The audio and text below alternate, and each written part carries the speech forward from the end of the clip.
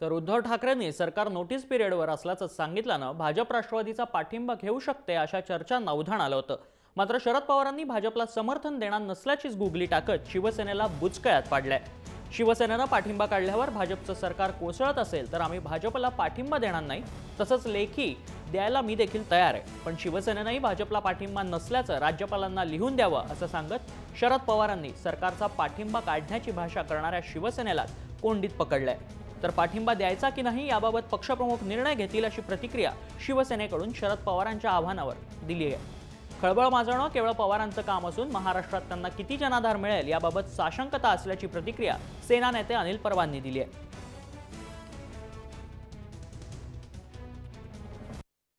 आमची भूमिका काय आहे ते आमचे पक्षप्रमुख मांडतील। बाकी कोण काय करतंय किंवा काय बोलतंय याच्याकडे आम्ही लक्ष देत नाही। पण निवडणुकीच्या अगदी 2 दिवस 3 दिवस आधी शरद पवारांकडून येणारं हे वक्तव्य अतिशय राजकीय वर्तुळात खळबळ माजवणारं आहे। कसं बघता तुम्ही याकडे? बघा, पवार साहेब फार मोठे नेते आहेत, खळबळ माजवणं हे त्यांचं काम आहे।